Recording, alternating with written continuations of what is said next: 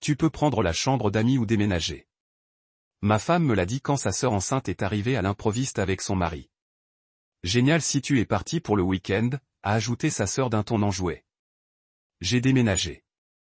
Mais quelques jours plus tard, son sourire suffisant a disparu.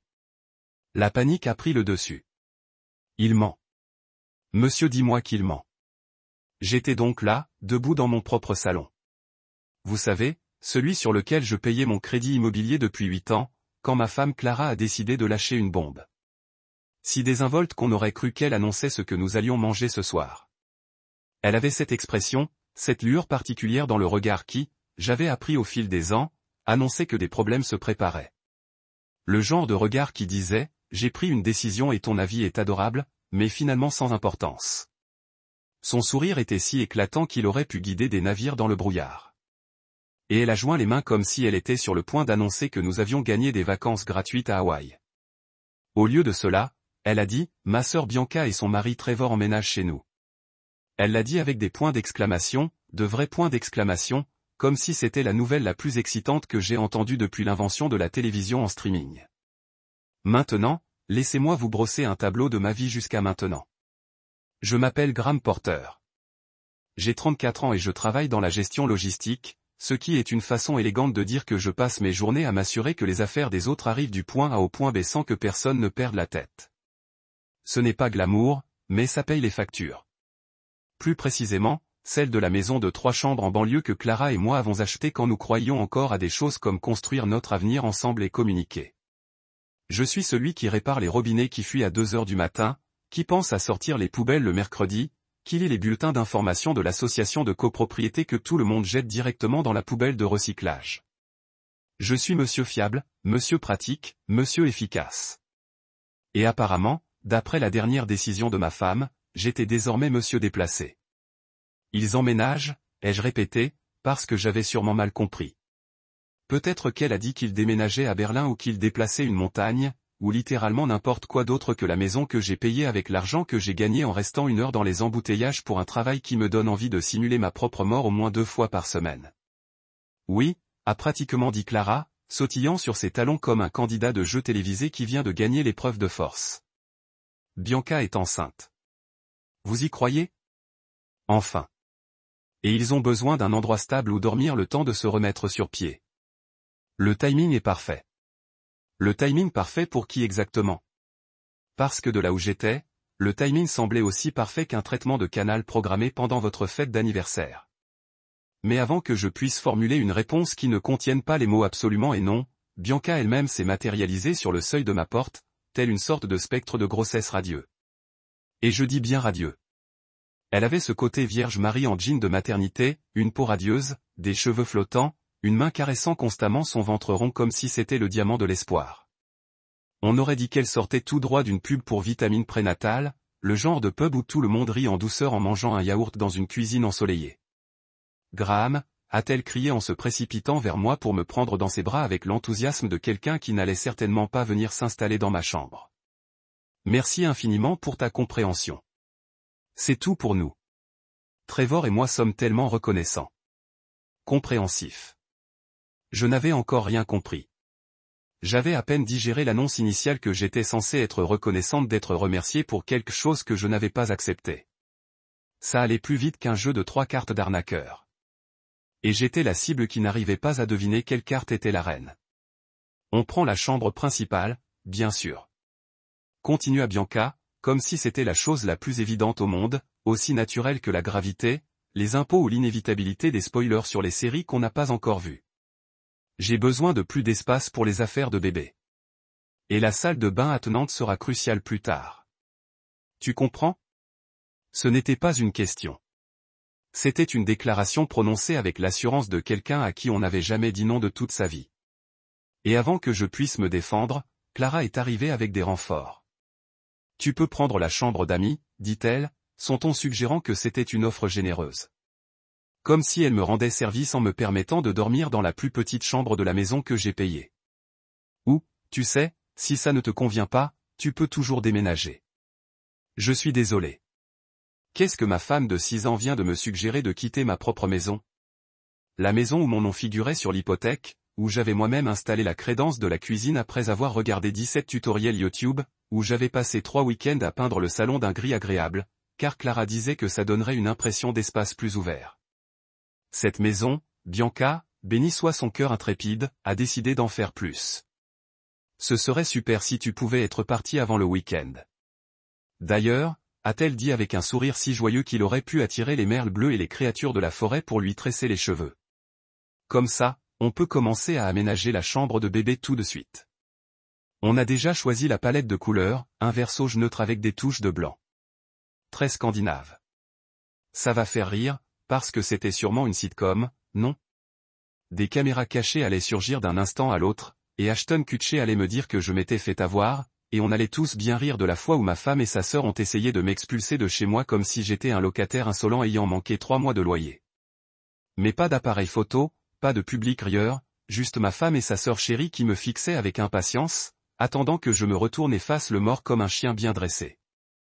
Je restais planté là, dans mon salon.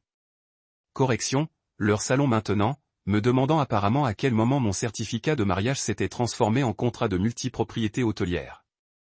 Quand exactement avais-je renoncé à mes droits fondamentaux à la dignité humaine? Petit, mais efficace. Tout avait sa place. Tout avait un sens et tout m'appartenait. J'ai apporté mon bureau, ma configuration de jeu dont Clara se plaignait toujours prenait trop de place. Ma collection de bières artisanales que j'avais cachées au fond du réfrigérateur parce que Bianca disait qu'elles avaient l'air trash. Je les ai disposées fièrement dans mon nouveau réfrigérateur, étiquette tournée vers l'extérieur, organisée par brasserie. Ils sont magnifiques. Ils ressemblent à la liberté. Le soir venu, j'étais épuisé, mais de la meilleure des manières. C'est ce qu'on ressent après une journée productive, pas l'épuisement accablant de vivre avec des gens qui nous sapent l'énergie comme des vampires émotionnels.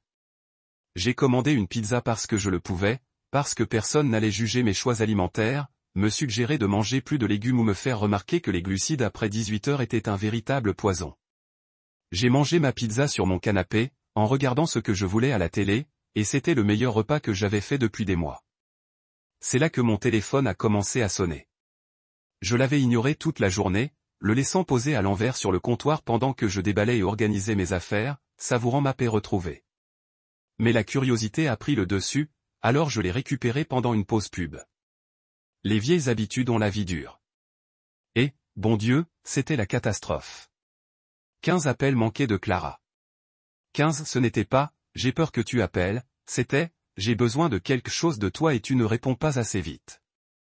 Il y avait aussi 22 appels manqués de Bianca, ce qui était impressionnant étant donné qu'elle avait probablement dû appeler d'une main tout en serrant son ventre rond de l'autre. Même Trevor avait essayé d'appeler, ce qui signifiait que Clara ou Bianca l'Y avait littéralement forcé, car la réaction naturelle de Trevor face à un conflit était de consulter Instagram jusqu'à ce que le problème disparaisse. Les messages vocaux étaient un véritable voyage. Clara commençait calme et raisonnable. Graham, rappelle-moi. Il faut qu'on en parle. Au 5e message, elle était devenue furieuse. C'est ridicule. On ne peut pas partir sans en discuter sérieusement. Au 10e, elle était en panique. Graham, s'il te plaît, il faut qu'on trouve une solution. L'hypothèque arrive bientôt à échéance. Et au 15e, elle avait apparemment atteint un mélange d'acceptation et de fureur. D'accord, soit, mais tu vas le regretter. Les messages vocaux de Bianca étaient moins un voyage émotionnel qu'un thème récurrent d'indignation. Chacun de ces messages était une variante du genre « Comment oses-tu ? C'est tellement égoïste, et qu'est-ce qu'on est censé faire maintenant ?»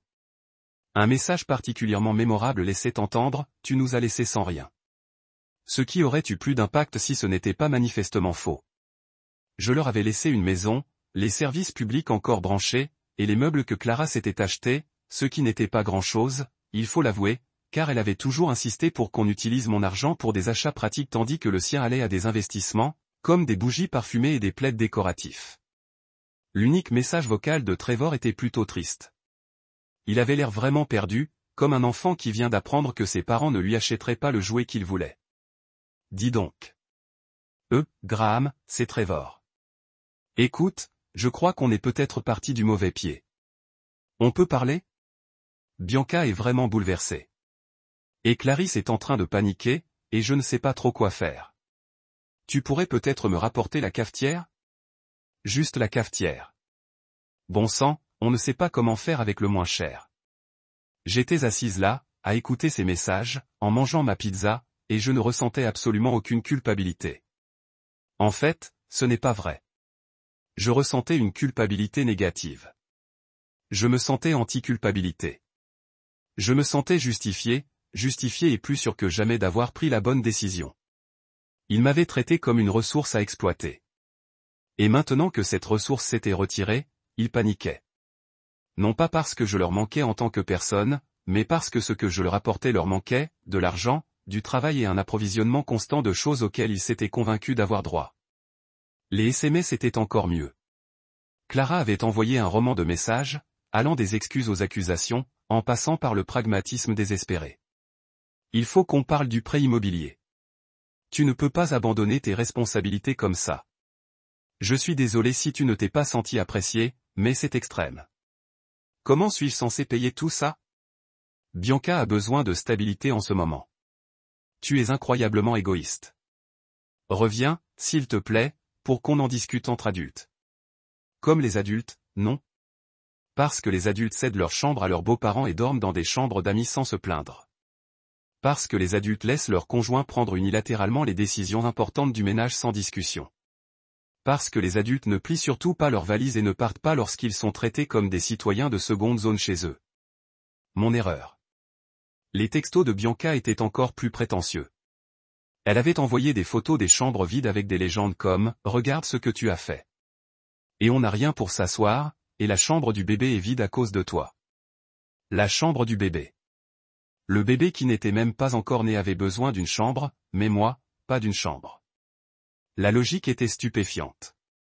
Un texto disait « Maman et papa sont tellement déçus de toi, ça m'aurait fait mal si je me souciais le moins du monde de ce que les parents de Clara pensaient de moi. » Miguel et Rosa avaient clairement fait comprendre des années auparavant que j'étais juste celui qui avait épousé leur fille, pas vraiment un membre de la famille.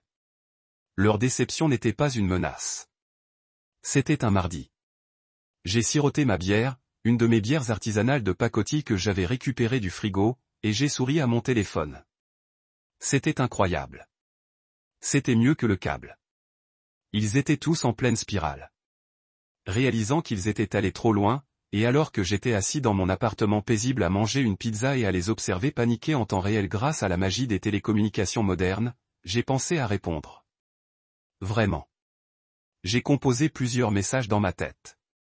Désolé, je ne vous entends pas à cause du bruit de mon Wi-Fi qui ne met pas en mémoire tampon. Avez-vous essayé de manifester des meubles? Des pensées et des prières pour votre situation assise? Peut-être qu'en frottant assez fort le ventre de Bianca, un canapé apparaîtra. Mais je n'en ai envoyé aucun. Vous savez pourquoi? Parce que ne pas répondre était tellement mieux. Le silence radio était la réponse la plus puissante que je pouvais donner. Chaque heure sans réponse était une heure de plus qu'ils passaient à paniquer, à se disputer et à réaliser que peut-être, juste peut-être, ils avaient fait une connerie. Laissons-les vivre avec ça. Je me suis littéralement assis par terre, vu qu'ils n'avaient pas de meubles. Au lieu de ça, j'ai fini ma pizza, ouvert une autre bière et mis en attente un film que je voulais voir depuis des mois, mais que je n'avais pas vu parce que Clara détestait les films d'action et que Trevor voulait toujours regarder le documentaire indépendant du moment. Le film s'est parfaitement diffusé. Pas une seule mise en mémoire tampon. Une image parfaitement nette sur ma télé, celle que j'avais payée et que je n'aurais plus jamais à partager. Ce soir-là, je me suis couché dans mon lit, dans ma chambre, dans mon appartement, et j'ai mieux dormi que depuis des années. Pas de bruit de Bianca et Trevor vaquant à leurs occupations nocturnes dans la chambre à côté de la mienne. Pas de soupir dramatique de Clara à chaque mouvement. Pas de réveil de Trevor qui sonnait à 5 heures du matin pour sa séance photo Instagram matinale qu'il appelait « contenu motivant pour le lever du soleil ». Juste une obscurité silencieuse et la certitude réconfortante d'être exactement là où je méritais d'être. Mon téléphone continuait de sonner sur la table de nuit, bourdonnant de messages de plus en plus désespérés, mais j'ai désactivé le vibreur. Il pouvait m'appeler autant qu'il voulait. Il pouvait envoyer des SMS jusqu'à en perdre la raison. J'avais enfin appris la leçon la plus importante de ma vie d'adulte. On ne peut pas forcer les gens à nous valoriser. Mais on n'est surtout pas obligé de rester là pendant qu'ils prouvent le contraire. Pour la première fois depuis des mois, peut-être même des années, j'ai souri sans raison. Juste un sourire sincère dans le noir, allongé dans mon lit, dans mon espace, vivant ma vie. Il m'avait prise pour un objet jetable, que j'accepterais tout ce qu'il me servirait, parce que c'était ce que j'avais toujours fait. Il m'avait mise dehors, pensant que je n'avais nulle part où aller, aucun recours, aucune autre option que d'accepter ma rétrogradation au rang de domestique. Mais j'étais la seule chose qui maintenait leur cirque. J'étais la fondation, la poutre, le mur porteur. Et maintenant, ils étaient ensemble. Clara, Bianca et Trevor, 3 personnes avec une compréhension commune de la responsabilité financière qui tiendrait dans un verre à liqueur. Ils avaient une maison avec un prêt immobilier à rembourser dans 5 jours. Ils avaient des pièces vides à meubler. Ils avaient des factures à payer. La réalité frappait à leur porte. Et moi, j'étais en paix. Franchement, le meilleur échange de ma vie. Et ce n'était que le premier jour. Quelques jours après le début de ma nouvelle vie de solitude bienheureuse, j'ai réalisé que j'avais commis une erreur cruciale dans mon plan d'évasion. J'avais oublié de mettre à jour mon adresse postale auprès d'environ 17 entreprises différentes. Et des choses importantes étaient probablement encore en cours de livraison à l'ancienne maison. Plus précisément, ma nouvelle carte d'assurance et le titre de propriété de ma voiture que j'attendais du DMV. Alors, malgré mon instinct qui me criait « N'y retourne pas », j'ai dû faire un dernier voyage en territoire ennemi. J'y suis allé un mercredi après-midi, en me disant que Clara serait au travail et que le couple en or serait peut-être en train de vaquer à leurs occupations quotidiennes. Probablement une cure détox au jus, un cours de yoga en couple ou une autre activité qui coûte de l'argent qu'ils n'avaient pas. J'avais ma clé. Attendez, non, je ne l'avais pas. Je l'avais jetée par terre lors de ma sortie théâtrale. Zut.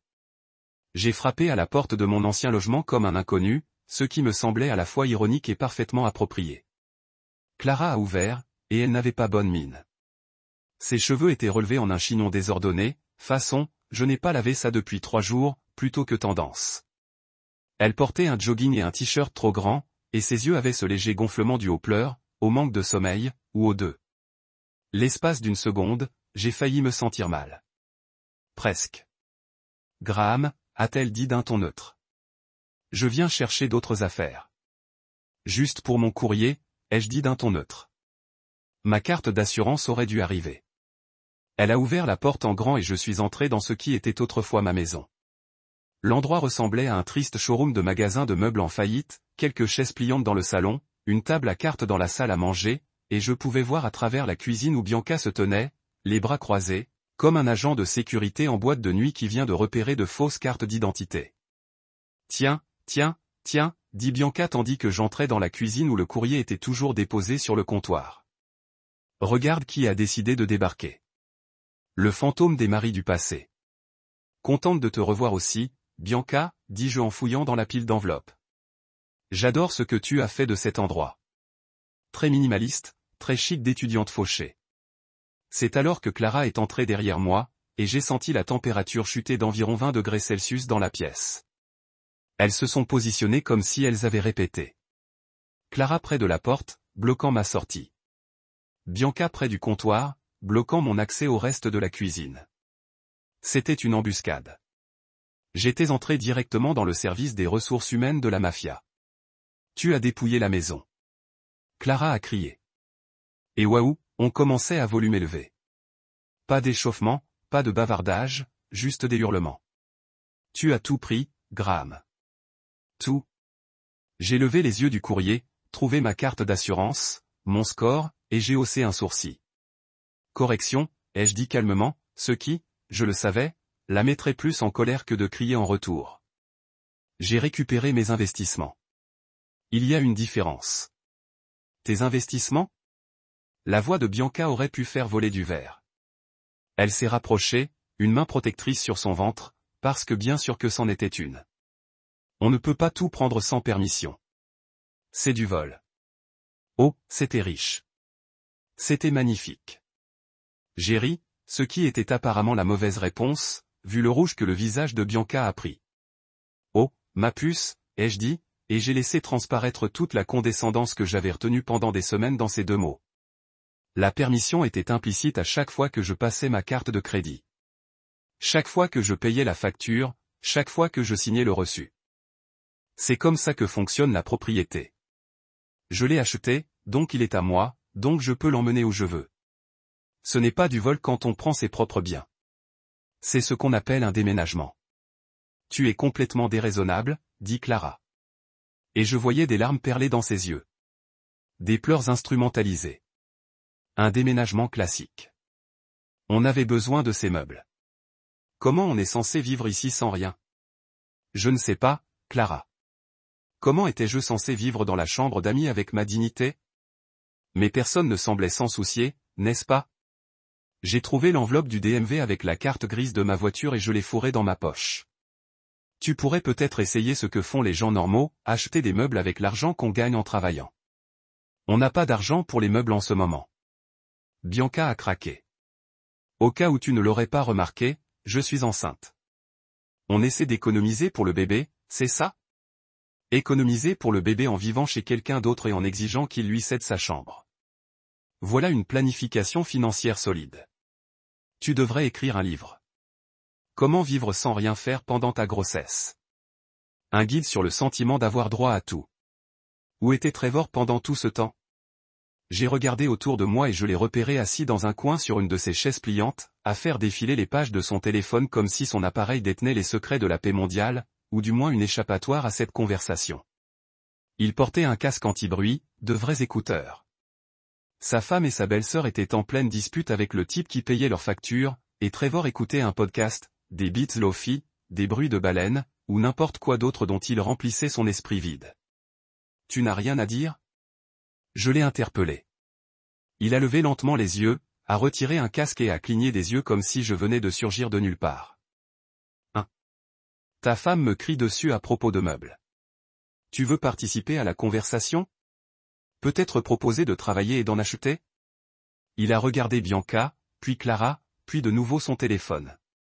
L'ambiance est vraiment mauvaise ici, mec, dit-il en remettant son casque. L'ambiance. L'ambiance était mauvaise. Toute la contribution de cet homme à la crise était une remarque sur l'ambiance. J'ai éclaté de rire. Je n'ai pas pu m'en empêcher. C'était l'homme dont Clara pensait que je devais m'inspirer. C'était le mari supérieur, le meilleur exemple, l'homme qui comprenait ce qui comptait vraiment dans la vie. Et ce qui comptait pour Trevor, apparemment, c'était d'éviter les conflits et de maintenir sa bonne humeur à tout prix. Tu sais quoi, ai-je dit, toujours en riant. C'était amusant, mais j'ai mon courrier et une vie à reprendre. Amuse-toi bien, mesdames, à trouver une solution. Trevor, garde les bonnes ondes, mon pote. Je me suis dirigé vers la porte et Clara a essayé une dernière fois. Graham, attends. On pourrait juste en parler comme des adultes? On a fait une erreur, d'accord? On aurait dû être plus attentionné, mais tu ne peux pas nous abandonner comme ça. Je me suis arrêté sur le pas de la porte et je me suis retourné. Ils avaient tous l'air malheureux. Même Trevor avait enlevé ses écouteurs, sentant que quelque chose d'important était peut-être en train de se passer. Ils avaient l'air perdus, confus, comme des enfants qui viennent de réaliser que leurs actes ont des conséquences, et que les conséquences sont parfois pénibles. Mais j'en avais assez d'être leur filet de sécurité, leur plan de secours, leur source de ressources infinies et leur zéro gratitude. 2 jours après la confrontation en cuisine, mon téléphone a sonné à 7 heures du matin, ce qui était déjà un signal d'alarme, car personne n'appelle à 7 heures, sauf en cas de décès ou de meurtre imminent. J'ai regardé l'écran. Bianca, j'ai sérieusement envisagé de laisser tomber la messagerie. Mais la curiosité l'a emporté, car j'avais le sentiment que ce n'était pas encore une histoire de « rappelez-moi le grille-pain ». Quoi? Ai-je répondu, sans même faire semblant d'être poli à cette heure-ci. Où est l'argent? La voix de Bianca tremblait. Ce tremblement particulier qui vient de la rage mêlée de panique. Où est l'argent de l'assurance, Graham? Je me suis redressé dans mon lit, soudain très réveillé. Quel argent de l'assurance? Ne fais pas l'idiot. Clara m'a dit qu'à la mort de ton père, il y avait une assurance vie. Beaucoup. Elle a dit qu'elle était sur un compte joint que vous épargnez tous les deux. Où est-elle? Oh. Oh, ça allait être génial. Je sentais presque le rebondissement arriver comme un train de marchandises et j'étais là à chaque seconde. Bianca, ai-je dit lentement. Je déteste te l'apprendre, mais il n'y a pas d'argent. Il n'y en a jamais eu. Enfin, il y en a eu brièvement, il y a environ 7 ans, à la mort de mon père, mais il a disparu depuis longtemps. Silence. De l'autre côté.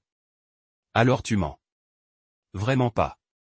L'argent de l'assurance a remboursé les prêts étudiants de Clara, couvert la compte sur la maison et meublé l'appartement quand on a emménagé. Il a disparu depuis des années. Pourquoi Clara te l'a-t-elle dit? Et là, ça m'a frappé. Oh mon Dieu, elle t'a dit qu'il y avait de l'argent pour que tu emménages, a-t-elle dit. La voix de Bianca s'est brisée. Elle a dit qu'il y avait de l'argent, qu'en cas de coup dur, il y avait un filet de sécurité, que tu étais juste radine, mais qu'elle pouvait y avoir accès si on en avait vraiment besoin. J'ai éclaté de rire. Je n'ai pas pu m'en empêcher. C'était magnifique. C'était la justice karmique à son paroxysme. Je n'ai entendu toute l'histoire de ce qui s'est passé après ce coup de fil que plus tard, mais j'ai eu des bribes d'informations de diverses sources. La cousine de Clara qui a trouvé toute l'histoire hilarante. Un ami commun qui adorait les drames et un texto particulièrement détaillé de Trevor, ivre, à 2 heures du matin, qu'il n'avait certainement pas l'intention de m'envoyer. Mais laisse-moi te raconter. Toi, c'était magnifique. Apparemment, après avoir raccroché au nez de Rosa, la situation s'est déchaînée chez les Martinez. Bianca a complètement pété les plombs. Et je ne parle pas de ses habituelles crises de larmes. Je parle d'une véritable dispute, de jet d'objets, du genre d'explosion qui pousse les voisins à appeler la police pour une vérification. Elle avait coincé Clara dans la cuisine et lui avait exigé la vérité. Et quand Clara a essayé d'esquiver et de faire son habituel, ton malentendu, Bianca n'a pas voulu. Tu m'as menti. Avait hurlé Bianca. D'après le texto de Trevor, ivre, étonnamment détaillé, tu as dit qu'il y avait de l'argent. Tu as promis qu'il y avait de l'argent pour nous aider. Je ne serais même pas là si tu ne l'avais pas promis. Et voilà. La vérité que Clara avait désespérément essayé de taire. Bianca n'avait pas emménagé par amour fraternel ni par désir de se rapprocher de sa famille pendant sa grossesse. Elle avait emménagé parce que Clara lui avait fait miroiter un soutien financier, un filet de sécurité fait d'argent qui n'existait pas. Clara avait appâté le piège avec de faux billets d'assurance, et Bianca y était tombée, entraînant Trevor et leurs attentes irréalistes avec elle. Clara avait essayé de calmer le jeu, d'expliquer qu'elle avait mal compris la situation financière, qu'elle pensait qu'il y avait plus d'argent qu'il n'y en avait, mais que Bianca n'y croyait pas. Elle avait renoncé à son appartement, à son indépendance, à sa dignité, tout ça pour une montagne d'argent qui n'avait jamais existé. Trevor, pour une fois dans sa vie inutile, leva les yeux de son téléphone. Il était paniqué, vraiment paniqué, car il réalisa soudain que son fonds de prévoyance était complètement épuisé. Comment sommes-nous censés nous permettre quoi que ce soit, avait apparemment demandé Trevor, une question audacieuse venant d'un homme dont la plus grande contribution aux finances du ménage consistait parfois à toucher $20 pour une publication Instagram. Tu as dit que Clara nous aiderait. Tu disais qu'il y avait de l'argent. Les parents Martinez ont assisté en direct à l'implosion de la vie parfaite de leur fille chérie. Miguel était assis là, la tête entre les mains, tandis que Rosa tentait de les arbitrer. Mais même elle ne parvenait pas à transformer ce désastre en quelque chose de positif. Ce n'était pas juste une dispute familiale. C'était de la fraude, de la manipulation et des mensonges. Le tout enveloppé dans une annonce de grossesse et orné d'un ruban de prétention. Pendant ce temps, j'étais chez moi, adossé à mon frigo. Enfin, l'endroit où se trouvait mon frigo dans leur cuisine, mais vous voyez ce que je veux dire. Profitant du divertissement gratuit qu'était mon ancienne famille en train de se détruire de l'intérieur. Je n'avais rien fait d'autre que dire la vérité. Je n'avais manipulé personne, je n'avais pas menti, je n'avais rien promis que je ne puisse tenir. Je m'étais simplement retiré de leur cirque dysfonctionnel. Et apparemment, mon absence avait été l'élément déclencheur de leur illusion. Le meilleur moment est arrivé lorsque j'ai décidé de balancer une dernière bombe de vérité. J'ai envoyé un texto à Clara. Un message simple et direct. Par au fait, il restait encore 6 ans à rembourser le prêt immobilier. $1200 par mois, payable le premier jour. Votre nom seulement. Amusez-vous à comprendre maintenant que votre argent imaginaire a disparu et que votre véritable source de revenus a quitté l'immeuble. Sa réponse est arrivée presque immédiatement. Vous êtes un. J'ai répondu, peut-être, mais je suis un, j'ai mon propre appartement, mes propres meubles et aucune belle famille enceinte. Comment va votre situation? Elle n'a pas répondu après ça.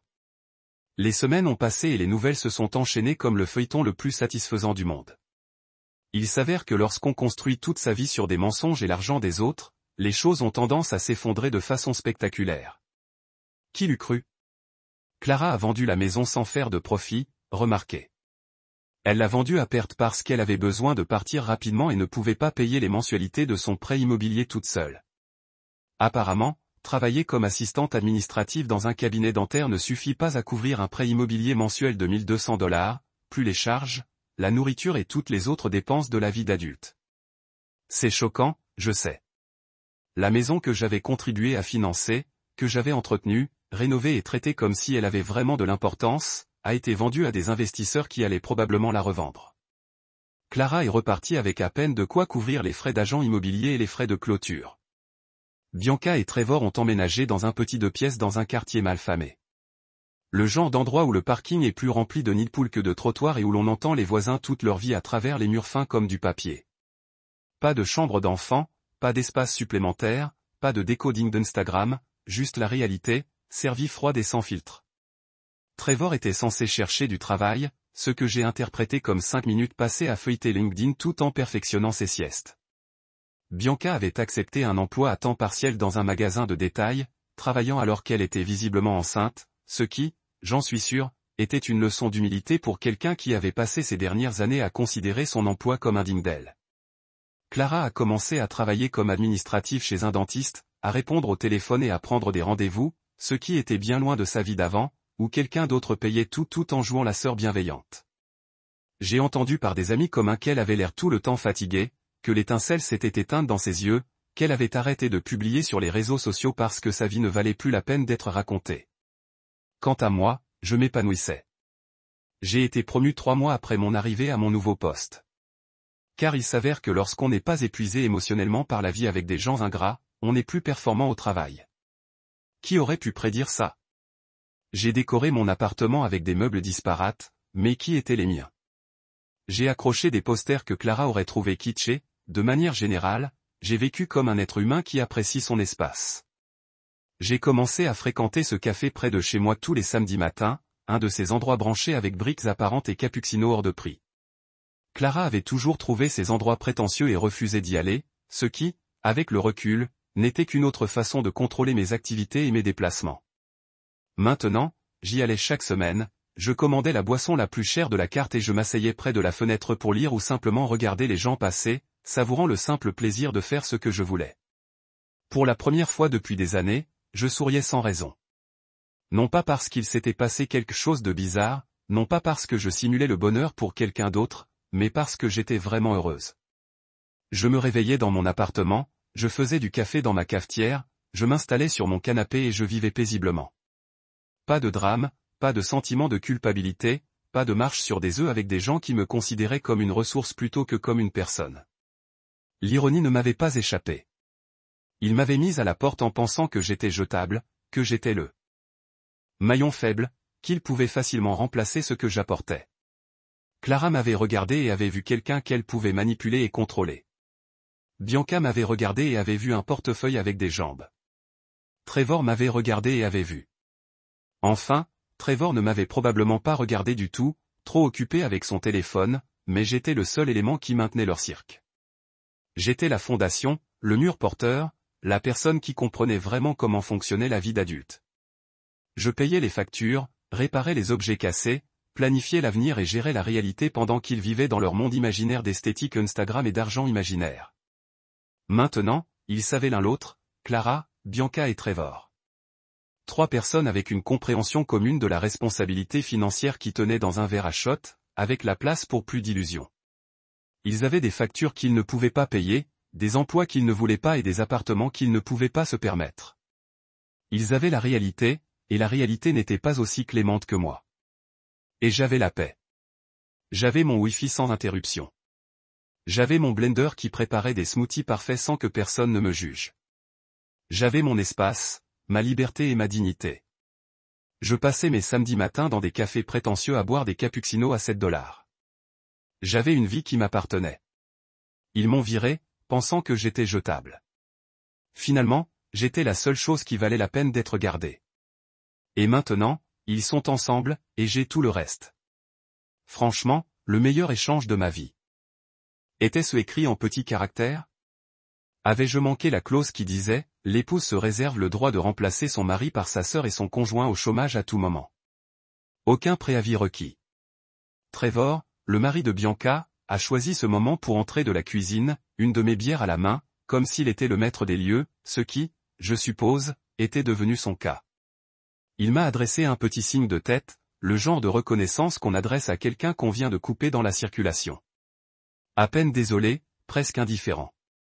Trevor était le genre d'homme qui était beau sur les photos, mais qui avait la personnalité d'un trophée de participation. Il travaillait dans le marketing digital, ce qui, d'après ce que j'ai pu comprendre, signifiait qu'il publiait beaucoup sur Instagram et qu'il était parfois payé pour ça. Son plus grand accomplissement à ce jour était la recette d'un shake protéiné qui est devenu viral. Et il profitait de ce succès depuis environ 2 ans. « Salut mec », m'a-t-il dit, comme si on était de vieux potes, comme s'il n'était pas en train de boire ma bière en prévision de me voler ma chambre. Ça va être génial. On sera comme des colocataires. Une dynamique familiale très moderne. Une dynamique familiale moderne, non? Parce que rien n'est plus moderne qu'un homme de 34 ans rétrogradé au rang d'invité chez lui parce que l'utérus de sa belle-sœur avait finalement accepté le programme. Ce n'était pas une dynamique familiale moderne. C'était une prise de contrôle hostile avec une touche de manipulation émotionnelle et une touche d'audace incroyable. Mais que pouvais-je dire? Clara me regardait avec ses yeux qui disaient « N'ose pas faire une scène devant ma sœur enceinte ». Bianca rayonnait d'une suffisance victorieuse. Une main toujours enroulée autour de son ventre, comme si j'allais essayer de le reprendre. Trevor sirotait mon IPA, l'air inconscient, probablement déjà en train de transformer mon entre-d'homme en un coin de méditation. Alors, j'ai fait ce que tout homme raisonnable et émotionnellement épuisé aurait fait dans ma situation. J'ai souri, hoché la tête et commencé à planifier ma stratégie de sortie. Car s'il y a une chose que j'avais apprise en 34 ans sur cette planète, c'est que parfois, la meilleure vengeance n'est pas de se mettre en colère, mais de se venger. Et j'allais devenir tellement juste.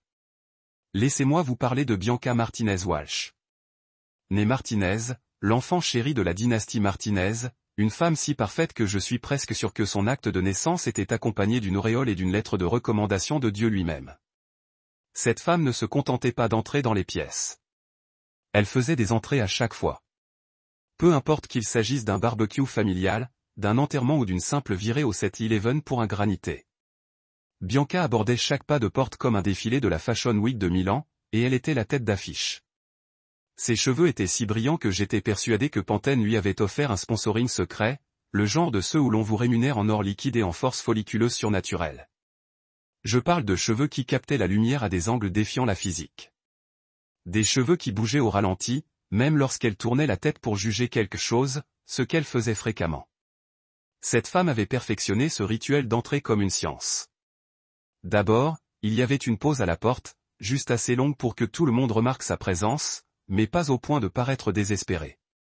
Puis venait le retournement de cheveux, exécuté avec la précision d'une gymnaste olympique qui réussit un atterrissage impeccable. Enfin, elle avait affiché ce sourire qui disait « Oui, je sais que je suis magnifique, et oui, je vous en prie de m'honorer de ma présence ». C'était franchement impressionnant d'un point de vue technique, même si ça me donnait envie de lancer des objets, des choses molles. Pourtant, dans la hiérarchie familiale Martinez, Bianca occupait la première place, le trône d'or, la position d'enfant préféré qui offrait des avantages comme une approbation inconditionnelle, l'absence totale de responsabilité et la capacité de ne faire absolument aucun mal, même lorsqu'elle avait objectivement, manifestement et de manière mesurable tort. Les parents de Clara, Miguel et Rosa, traitaient Bianca comme si elle avait personnellement guéri le cancer, tout en luttant contre la faim dans le monde et en composant une symphonie. Chaque réussite, aussi insignifiante soit-elle, était célébrée comme si elle venait de remporter un prix Nobel. Obtenir une promotion, alerter les médias, acheter une nouvelle voiture, rédiger le contrat de vente, commander une salade au lieu de frites, la nommer sainte. Pendant ce temps, Clara aurait pu découvrir une nouvelle planète et ses parents lui auraient répondu « C'est bien, ma chérie. » Mais as-tu vu que Bianca a réorganisé son placard par dégradé de couleur? Et puis il y avait Trevor. Oh, Trevor, par où commencer avec ce type? Trevor Walsh avait l'air d'avoir été conçu par un comité dont le seul critère était, eh bien, d'être bon en photo au brunch.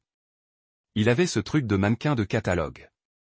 Une mâchoire carrée, des cheveux savamment décoiffés qui ont dû lui prendre 45 minutes pour paraître aussi naturellement décoiffés, et une collection de chemises en lait ajustées qui ont probablement coûté plus cher que le loyer de ma voiture. Sur le papier, il était parfait. En réalité, il avait le charisme et la personnalité d'une éponge mouillée restée 3 jours dans l'évier et qui commençait à sentir un peu bizarre. L'homme travaillait dans le marketing numérique, ce qui, j'en suis presque sûr, était le code pour un utilisateur professionnel d'Instagram. Son profil LinkedIn était un chef-d'œuvre de vagues slogans d'entreprise. C'était un stratège de marque, un créateur de contenu, un influenceur sur les réseaux sociaux et un spécialiste du storytelling numérique. Traduction. Il prenait des photos de son petit déjeuner et, parfois, des entreprises le payaient 20 $ pour dire que leur poudre de protéines n'avait pas le goût de la craie. Sa plus grande réussite professionnelle, le joyau de sa carrière, fut une vidéo de lui en train de préparer un smoothie vert, devenu viral pendant environ 15 minutes en 2023. Depuis, il savourait ce succès, le reprenant à la moindre occasion, comme un vétéran racontant son service. Oui, quand ma vidéo de smoothie a atteint les 50 000 vues, il a dit, à proprio pour rien, j'ai vraiment compris le pouvoir du contenu authentique. Du contenu authentique. L'homme a mixé du choucal avec de la poudre protéinée hors de prix, tout en portant un débardeur sur lequel était écrit « Rise and Grain ». Vraiment authentique. Très révolutionnaire. Quelqu'un a appelé le Smithsonian. Mais voilà le truc avec Trevor, il était beau sur les photos. Et apparemment, dans le monde de Bianca, c'était suffisant pour contrebalancer le fait que sa personnalité avait la profondeur d'une flaque d'eau sur un parking. Sur chaque photo de famille, Trevor était là, avec son sourire parfaitement symétrique et ses bras autour de Bianca, cette attitude décontractée mais posée qui laissait présager, j'ai répété cette pose. Il connaissait les angles. Il maîtrisait la lumière. Il savait trouver le meilleur de lui-même en toute situation, ce qui était vraiment son seul atout commercial, outre sa capacité à transformer des cafés coûteux en expériences spirituelles. Comparé à Sainte Bianca et à son mari, si séduisant sur le plan photographique, j'impressionnais nettement moins la famille Martinez. J'étais le mari pragmatique de Clara, ce qui était le code familial pour désigner l'homme ennuyeux qui a un vrai travail et fait des choses ennuyeuses comme payer son prêt immobilier et ne posséder aucune écharpe de créateur. Je travaillais dans la logistique. Je portais des chemises boutonnées de chez Coles. Pour moi, un vendredi soir endiablé, c'était déguster une nouvelle IPA et regarder le documentaire Netflix dont tout le monde parlait 3 mois plus tôt. Je n'avais pas d'abdos dignes d'Instagram ni de cheveux à l'épreuve des lois de la gravité. J'avais un compte retraite et une Honda Accord fiable dans ma boîte à outils, que je savais vraiment utiliser. Apparemment, ces choses n'ont pas marqué de points aux Olympiades de la famille Martinez. Et oui, c'était bien des Olympiades. Une compétition tacite mais bien réelle où Bianca et Trevor étaient les médaillés d'or en titre, tandis que Clara et moi étions l'équipe qui ne s'était même pas qualifiée pour les préliminaires. Chaque réunion de famille se transformait en une vitrine de leurs derniers exploits, de leurs derniers achats, de leurs plus récentes aventures de supériorité naturelle. Ils étaient allés à Napa pour une expérience œnologique. Nous étions allés chez Costco pour une expérience d'achat de papier toilette en gros. Ils avaient suivi un cours de cuisine pour couple animé par un chef célèbre. Nous avions appris à faire des tacos grâce à une vidéo YouTube. Ils avaient tout documenté sur les réseaux sociaux avec des photos de qualité professionnelle et des légendes expliquant comment ils vivaient leur vie à fond. Nous n'avons rien documenté, car nous étions trop occupés à vivre, et aussi parce que personne n'avait besoin de voir une photo de moi en train d'assembler des meubles IKEA tout en remettant en question mes choix de vie. La comparaison a commencé immédiatement après l'emménagement de Trevor et Bianca. Clara, qui prenait apparemment des notes à l'église de Bianca depuis des années, a décidé que c'était l'occasion idéale de souligner tous mes défauts par rapport à l'exemple brillant de Trevor. Nous étions assis à dîner. Enfin, nous étions assis dans ce qui était la salle à manger avant qu'elle ne devienne l'espace de travail créatif de Trevor. Et Clara lançait ses petits commentaires comme des mines terrestres. Trevor est vraiment doué en stratégie sur les réseaux sociaux, disait-elle. Comme si c'était une compétence essentielle que je n'avais pas acquise. Il a une vraie vision du personal branding. Super, répondais-je. J'ai une vraie vision pour m'assurer que le courant ne soit pas coupé parce que quelqu'un paie la facture d'électricité à temps. Ou alors elle regardait Trevor faire sa séance de yoga matinale, qu'il pratiquait torse nu dans le salon, tout en écoutant ce que je ne peux décrire que comme des cris de baleine en pleine crise existentielle, et soupirait avec nostalgie. Trevor est vraiment engagé pour le bien-être. Il prend tellement soin de lui. Fantastique. Je dirais que je prends tellement soin de la pelouse, des gouttières, du chauffe-eau qui a lâché le mois dernier et de la facture de plomberie de $300 qui l'accompagnait. Mais ma comparaison préférée est venue un soir où Clara m'a regardé avec une expression de profonde déception et m'a dit, « Tu sais, tu pourrais vraiment apprendre une chose ou deux de Trevor. Il est tellement présent, tellement impliqué dans la vie. » J'ai levé les yeux de mon ordinateur portable où je payais littéralement notre assurance auto, me plongeant dans l'expérience palpitante de m'assurer qu'on ne se fasse pas arrêter pour conduite sans assurance, et j'ai dit, « Quoi exactement? Comment faire défiler Instagram pendant 6 heures sans se fouler le pouce? » Parce que franchement, Clara, c'est une compétence que je n'ai pas. Mes pouces vont bien. Ils sont épanouis. Ils vivent pleinement leur vie de pouce, en faisant des choses vraiment utiles comme, oh, je ne sais pas, taper des numéros de carte bancaire pour que nous puissions continuer à participer à la société moderne. Elle n'a pas apprécié mon sarcasme. Elle n'a jamais apprécié. Au lieu de cela, elle a eu ce regard, cette expression pincée qui disait que je faisais exprès de faire le difficile, que je passais délibérément à côté de l'essentiel, que j'étais trop naïf pour comprendre le niveau d'existence élevé qu'occupaient Bianca et Trevor. Et peut-être avait-elle raison. Peut-être que je passais à côté de quelque chose d'essentiel. Peut-être y avait-il une sagesse fondamentale dans la capacité de Trevor à transformer un smoothie en une méditation de 45 minutes sur la vie intentionnelle pendant que je buvais un café d'un trait pour essayer d'arriver au travail avant que mon patron ne remarque mon retard. Le truc, c'est que je ne voulais pas être Trevor. Je ne voulais pas passer 2 heures à la salle de sport chaque matin à prendre des selfies entre les séries. Je ne voulais pas décrire mon petit déjeuner comme un voyage culinaire. Je ne voulais pas traiter chaque activité banale comme un plaisir pour un public d'inconnus qui m'oublierait à la seconde où il défilerait. Je voulais être une personne ordinaire qui faisait des choses ordinaires sans les faire pour des likes et de la validation. Mais apparemment, aux yeux de Clara, cela faisait de moi le lot de consolation, le trophée de la participation, le type dont elle s'était contentée avant de réaliser qu'elle aurait pu attendre quelqu'un avec un meilleur éclairage et plus d'abonnés. Et Sainte Bianca. Elle observait tout cela avec ce sourire entendu, ce petit sourire supérieur qui disait qu'elle avait toujours su qu'elle était meilleure, qu'elle avait toujours été la sœur supérieure avec une vie supérieure et un mari supérieur. Elle se glissait dans ma maison depuis mon salon, vêtue de vêtements de maternité de marque, qui coûtaient plus cher que toute ma garde-robe, touchant tout de ses mains parfaitement manucurées, faisant de petits commentaires sur le confort de tout, ce qui était le code des personnes riches pour dire petite et inférieure. Elle réorganisait mon elle. Remplaçait mes meubles et appelait ça optimiser le flux. Elle remplaçait mes ustensiles de cuisine pratiques par ses versions bio hors de prix et faisait comme si elle me rendait service en me faisant découvrir le beurre d'amande à $20. Voilà ma vie désormais. Vivre comme une citoyenne de seconde zone chez moi, constamment comparée à un homme dont le plus grand accomplissement avait été d'atteindre une petite célébrité sur Internet pendant 60 secondes. Voir ma femme se transformer en la plus grande fan de sa sœur tandis que j'étais rétrogradé au rang d'employé. Ouais, ça se passait super bien. Tout simplement fantastique. Vivre le rêve. Le rêve américain. Plus précisément, celui où l'on se démène pour se faire mettre à la porte par des gens qui pensent que se démener se résume à poster des citations motivantes entre 2 siestes. Mais bien sûr, j'aurais beaucoup à apprendre de Trevor, comme comment être complètement inutile tout en réussissant à convaincre tout le monde de sa valeur. C'était vraiment une compétence à cultiver.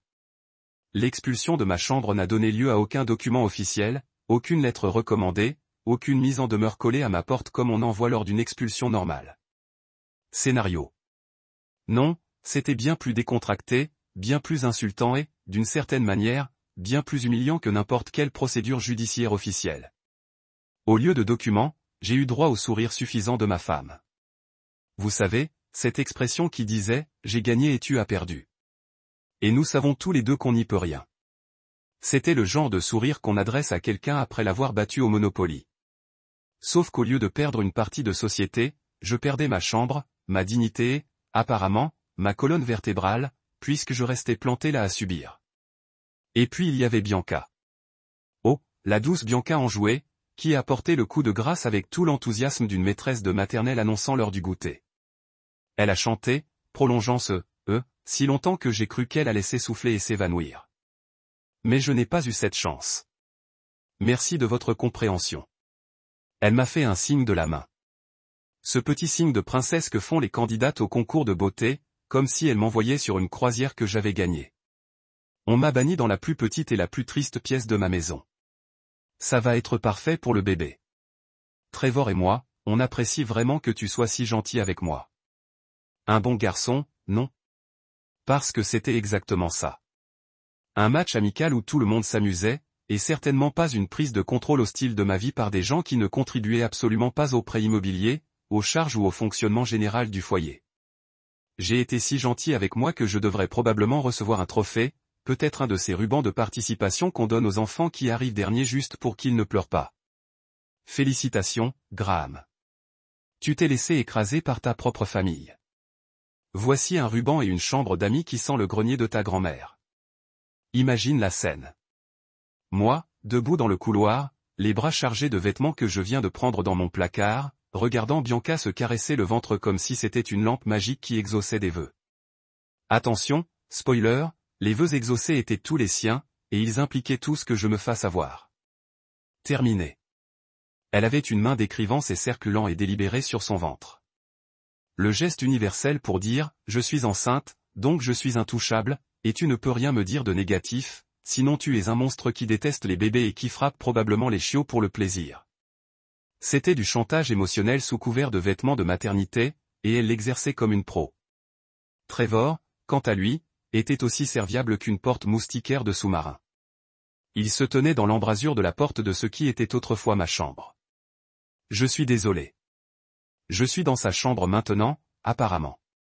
Et il haussa simplement les épaules. C'était tout. Un haussement d'épaules. Toute sa contribution à cette conversation se résumait à un geste physique qui disait « Eh mec, qu'est-ce que tu sais faire ?» La loi du plus fort, sauf que pas vraiment le plus fort. Plutôt la survie de la plus enceinte et de la plus disposée à servir de paillasson à la dite personne enceinte. Il n'a même pas eu la décence d'avoir l'air gêné. Pas de culpabilité, pas de gêne, juste un type qui était tombé sur un logement gratuit et qui était assez intelligent pour ne pas le remettre en question. Pas de rancune, hein, mec ? A dit Trevor, et j'avais envie de le frapper juste pour m'avoir appelé mec. On n'était pas frères. Les frères ne se volent pas la chambre. Les frères n'emménagent pas chez l'autre en faisant semblant de te rendre service. Les frères ne restent certainement pas plantés là, dans leur tenue de sport hors de prix, là où personne n'a jamais vu l'intérieur d'une vraie salle de sport, à siroter un smoothie vert au lit. Ils te volaient juste tout en débitant des platitudes insignifiantes sur la rancune. Aucune. J'ai menti effrontément, parce que qu'allais-je dire d'autre ? La vérité.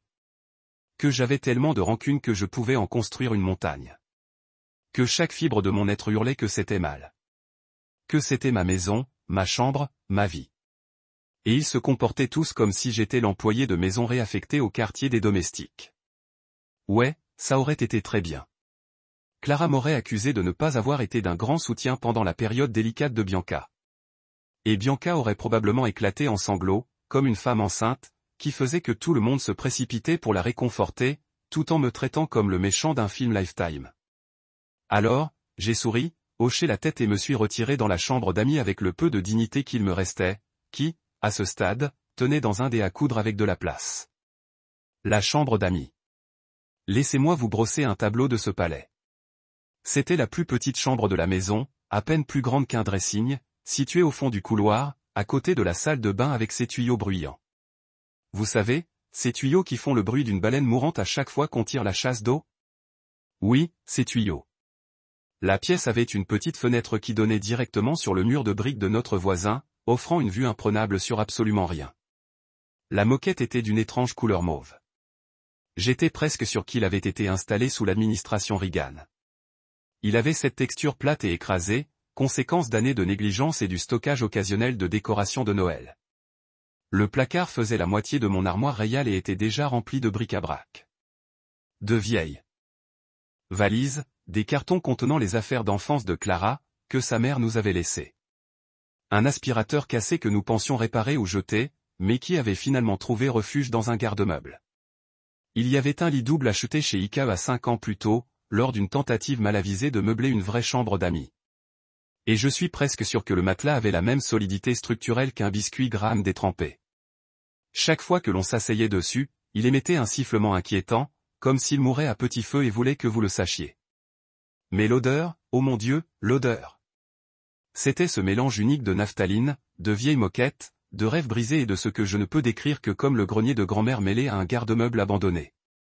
C'était l'odeur des choses oubliées, des objets. Des choses qui avaient été rangées et jamais récupérées, un air qui ne circulait plus correctement depuis l'administration Bush.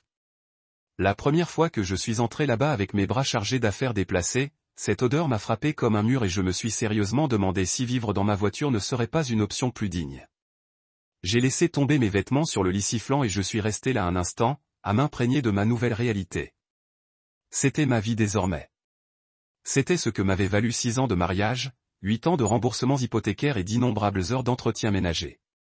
Une chambre qui sentait la défaite et offrait une jolie vue sur la brique. J'entendais Bianca et Trevor dans mon ancienne chambre, déjà installés chez eux, probablement affalés sur mon lit king size et profitant de la salle de bain attenante avec une bonne pression d'eau que j'avais personnellement réparée l'année dernière lorsque le pommeau de douche faisait des siennes. Cette nuit-là, je me suis allongé sur le lit sifflant, les yeux fixés sur le plafond, qui avait une tache d'eau à la forme étrangement floridienne, et je me suis demandé comment j'en étais arrivé là. À quel point étais-je devenu si substituable?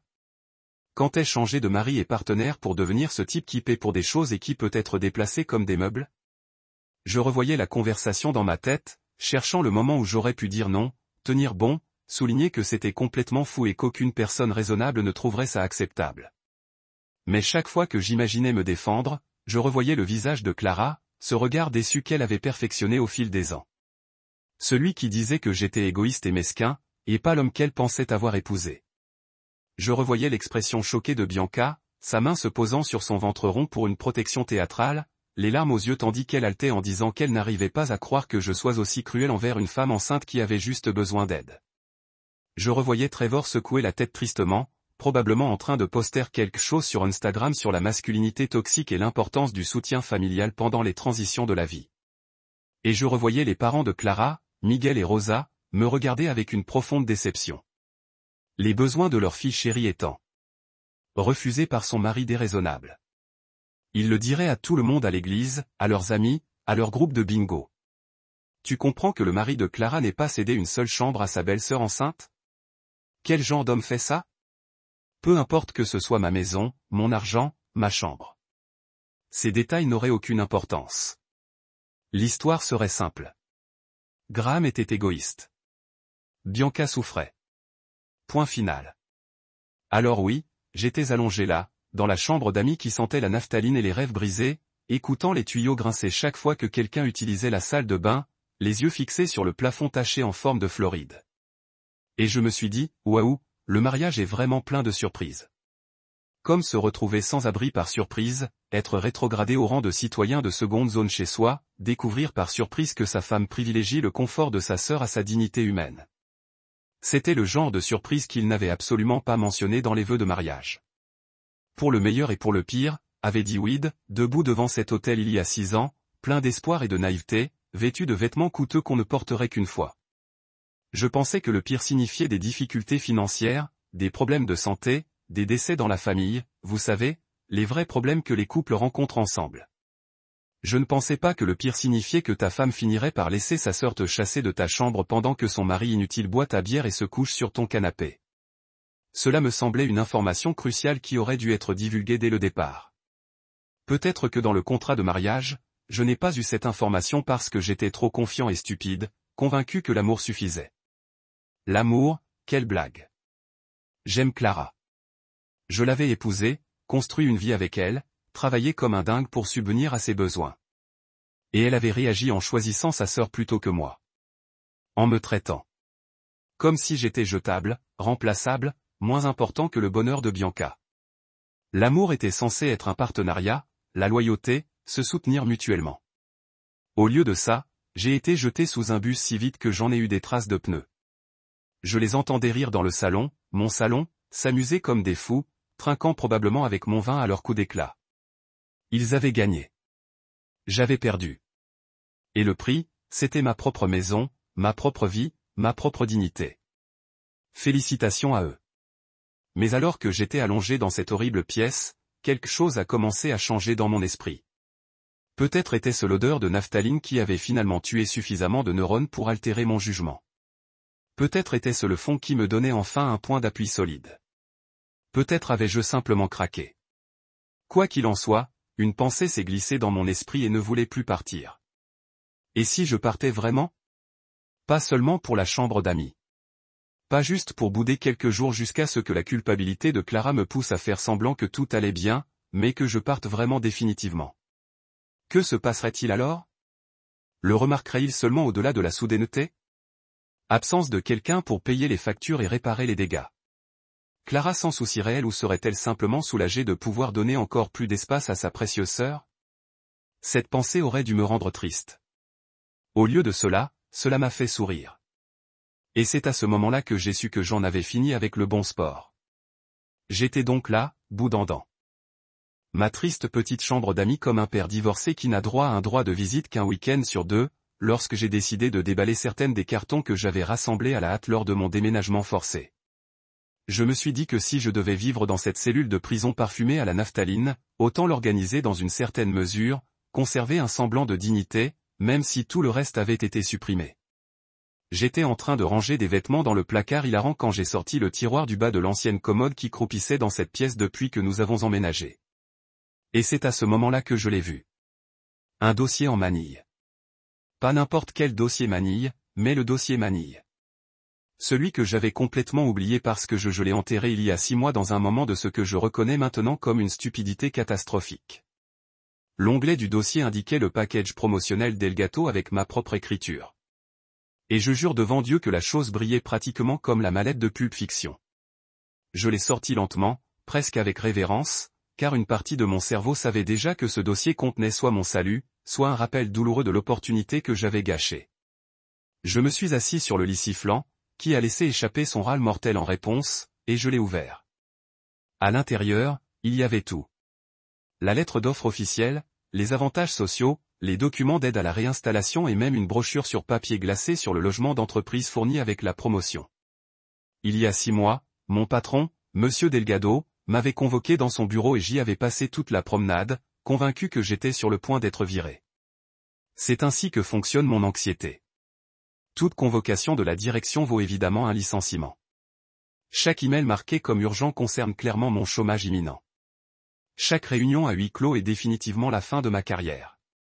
Alors imagine mon choc lorsqu'au lieu d'un feuillet rose, Delgado a glissé ce dossier sur son bureau et a dit « Graham, je veux que tu diriges notre nouveau centre d'opération régional. » Ce n'était pas seulement une promotion. C'était la promotion, celle qui accompagnait un titre qui semblait important même aux gens qui n'avaient aucune idée de ce que je faisais dans la vie. Directeur régional des opérations.